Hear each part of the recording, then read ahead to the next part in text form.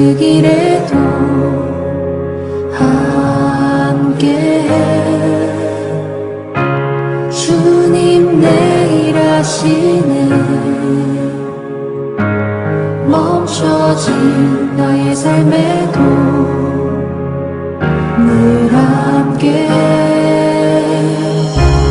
나의 힘이 되신 주, 항상 같은 곳에서 주가 나의 도움 되시네.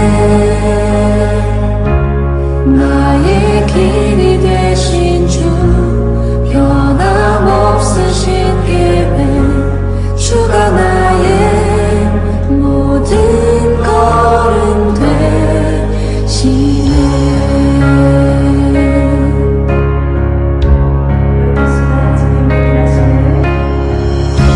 주님 내 길 아시네. 흔들린 그 길에도 함께해.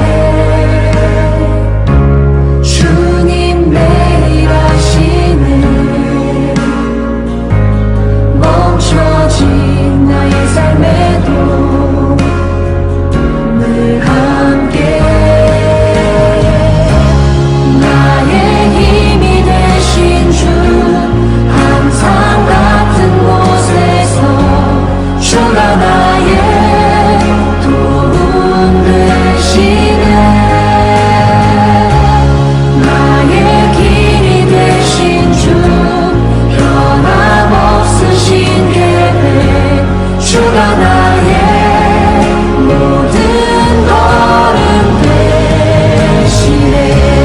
나의 힘이 되신 주, 항상 같은 곳에서 주가 나의 도움 되시네.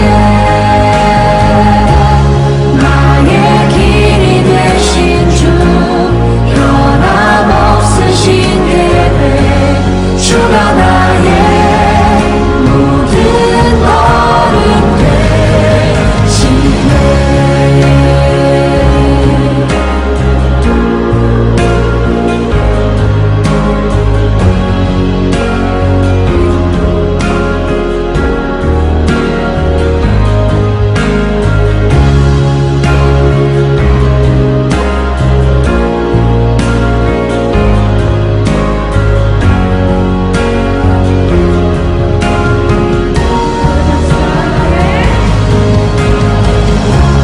나의 힘이 되신 주, 항상 같은 곳에서 주가 나의 도움 되시네.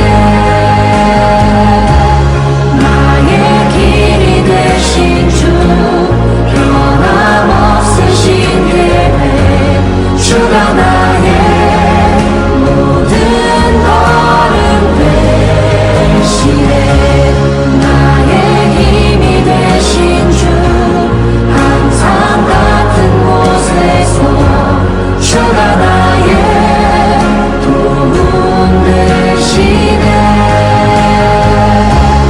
나의 길이 되신 주, 변함없으신 계획, 주가 나의 모든 걸음 되시네. 나의 힘이 되신 주, 항상 같은 곳에서 주가 나의 도움 되시네. 나의 길이 되신 주, 변함없으신 계획, 주가 나의 모든 걸음 되시네.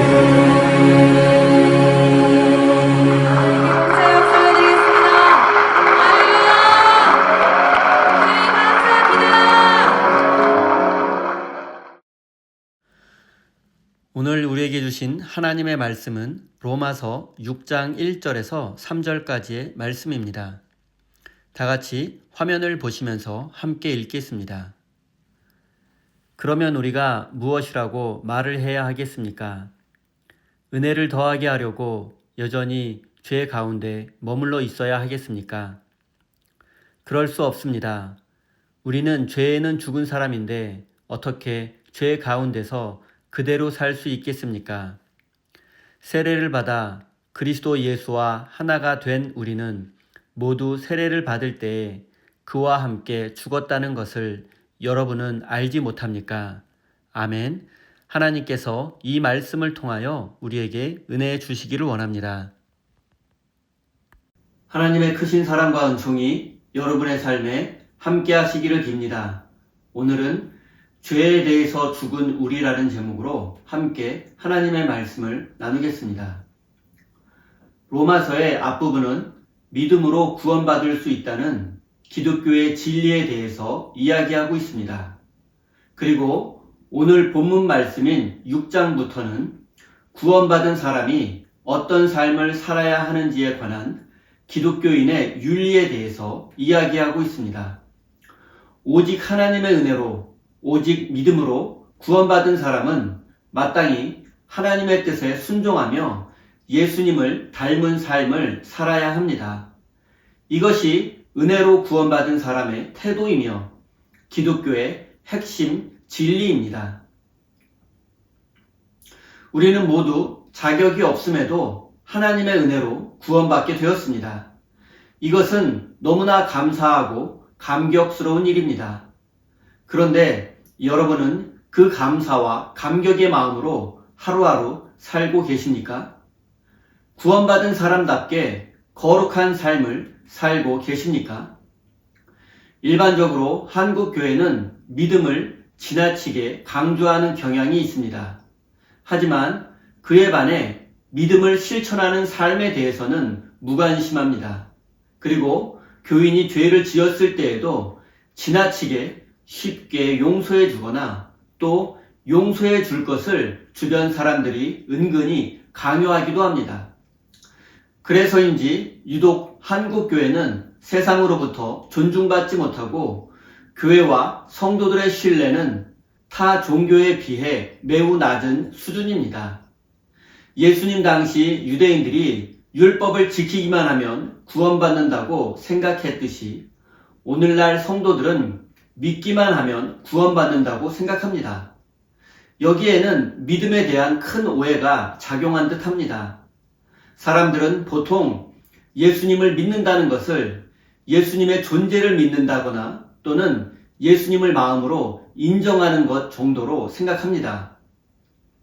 하지만 이것은 성경이 강조하는 믿음이 아닙니다. 믿음은 예수님을 구원자로 믿고 예수님과 동행하며 예수님의 말씀에 순종하며 사는 것입니다. 따라서 믿음 안에는 순종이라는 행위까지 포함되어 있습니다. 믿음은 명사가 아니라 동사라는 사실을 잊지 말아야 합니다. 사랑하는 성도 여러분, 우리는 구원받을 자격이 없는 죄인이었지만 하나님의 은혜로 믿음으로 구원받게 되었습니다. 그리고 이제 우리는 하나님의 은혜에 응답하며 믿음으로 살아가야 합니다. 이것이 하나님께서 우리에게 은혜를 주시고 구원해 주신 이유이기 때문입니다. 1절 말씀을 읽겠습니다. 그러면 우리가 무엇이라고 말을 해야 하겠습니까? 은혜를 더하게 하려고 여전히 죄 가운데 머물러 있어야 하겠습니까? 로마서 5장 마지막 부분에는 죄가 많은 곳에 은혜가 더욱 넘쳤다라는 내용이 있습니다.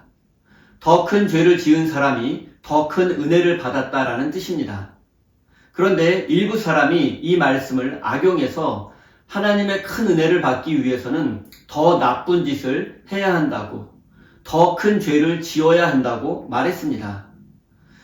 하나님의 은혜를 더 많이 받으려면 더 많은 죄를 지어야 한다고 주장하는 사람들이 생겨난 것입니다.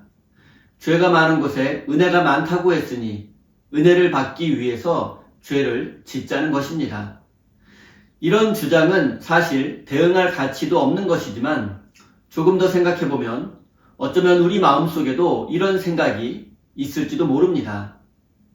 우리가 죄를 지을 때 어차피 회개하면 하나님이 용서해 주실 거야 라는 이러한 마음은 결과적으로 자신의 죄를 합리화하려는 얄팍한 마음입니다. 죄가 많은 곳에 은혜가 많다는 말씀의 참된 의미는 용서받기 어려운 큰 죄인이 하나님의 은혜로 용서를 받고 나니 하나님의 은혜가 너무 크게 느껴졌다는 뜻입니다. 큰 죄를 지은 사람은 큰 용서를 받는다는 의미입니다. 큰 죄를 지으라거나 큰 죄를 지어도 된다는 뜻이 전혀 아닙니다. 성경이 강조하는 것은 큰 용서를 받았으면 용서받은 사람답게 새로운 인생을 살아야 한다는 것입니다.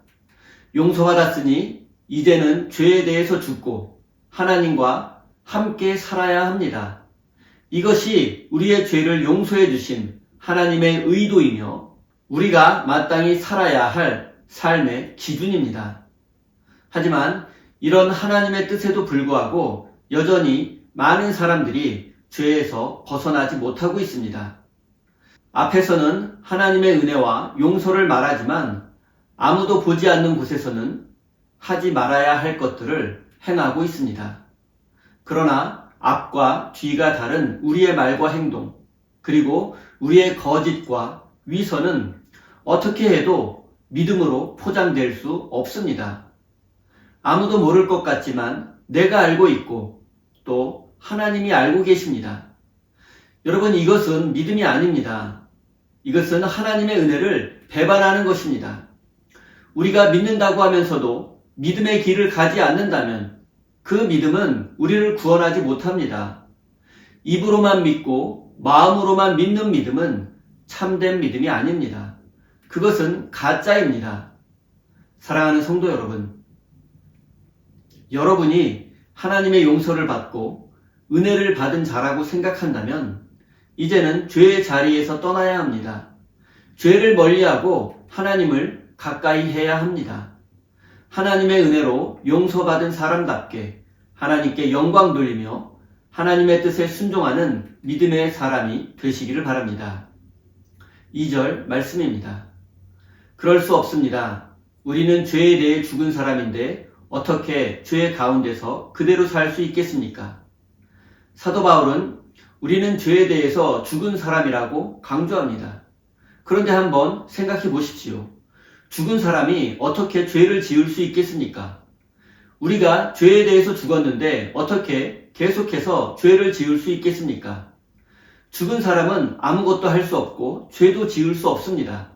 따라서 그리스도인은 죄에 대해서 죽은 사람인 만큼 더 이상 죄를 지을 수 없습니다. 더 이상 죄를 짓지 말아야 한다는 뜻입니다. 그런데 이게 이론적으로는 맞습니다. 하지만 우리는 인간이라는 한계를 가진 존재입니다. 우리는 하나님으로부터 죄 용서를 받고 은혜로 구원받았지만 우리의 구원은 아직 완성되지 않았습니다. 우리가 완전히 의인이 된 것이 아니라 하나님께서 우리를 의롭다고 인정해 주신 것입니다. 그리고 우리의 삶은 이 구원을 향해 나아가는 과정입니다. 우리는 죄의 유혹 앞에 넘어지고 쓰러지기도 할 것입니다. 실패하고 패배할 때도 있을 것입니다. 그러나 염려하지 마십시오. 두려워하지 마십시오. 하나님은 우리의 구원을 거두어 가지 않으실 것이고 우리를 바라보시며 후회하지도 않으실 것입니다. 하나님은 우리의 연약함과 한계를 잘 알고 계십니다. 하나님께서 우리에게 원하시는 것은 우리가 구원의 완성을 향해서 조금씩 앞으로 나아가는 것입니다. 죄와의 싸움에서 포기하지 않고 절망하지 않는 것입니다. 하나님과 동행하면서 조금씩 하나님을 닮아가는 것입니다. 예수님처럼 살기 위해서 날마다 노력하는 것입니다. 이것이 하나님께서 진정 우리에게 원하시는 것입니다. 하나님은 우리가 구원받은 이후에 한순간에 완벽한 존재로 변화되는 것을 기대하지 않으십니다. 우리의 한계와 약함을 잘 알고 계시기 때문입니다. 그럼에도 불구하고 성경은 우리가 죄에 대해서 죽은 사람이라고 말합니다. 이 말씀은 죄로부터 오는 두려움에서 벗어나 자율적이고 주체적인 삶을 살아야 한다는 뜻입니다. 우리는 하나님으로부터 죄의 용서를 받은 후에도 반복해서 크고 작은 죄를 지을 것입니다. 그러나 여기서 중요한 것은 우리의 죄를 부끄러워하는 마음입니다. 자신의 한계를 깨닫고 더욱 하나님을 의지하고 하나님을 가까이 해야 합니다. 이것이 바로 우리가 평생을 추구해야 할 삶이고 믿음의 길입니다. 사랑하는 성도 여러분, 우리는 용서받을 수 없는 죄인이었지만 하나님의 크신 은혜로 용서받고 구원받게 되었습니다. 이제 우리는 구원받은 사람답게 자유로운 존재가 되어서 하나님의 은혜에 응답하며 살아가야 합니다. 하지만 우리가 잊지 말아야 할 사실이 있습니다. 그것은 아직 우리의 구원이 완성되지는 않았다는 사실입니다.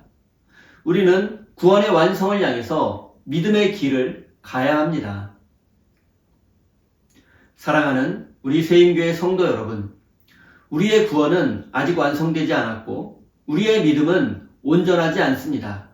하지만 우리가 하나님의 은혜로 죄에 대해서 죽었다는 사실에는 변함이 없습니다. 이제 죄에서 떠나 거룩한 믿음의 길을 향해서 날마다 나아가시는 참된 믿음의 사람이 되시기를 예수님의 이름으로 축원드립니다. 우리 다 함께 주신 말씀 가슴에 새기며 기도의 자리로 나아가겠습니다.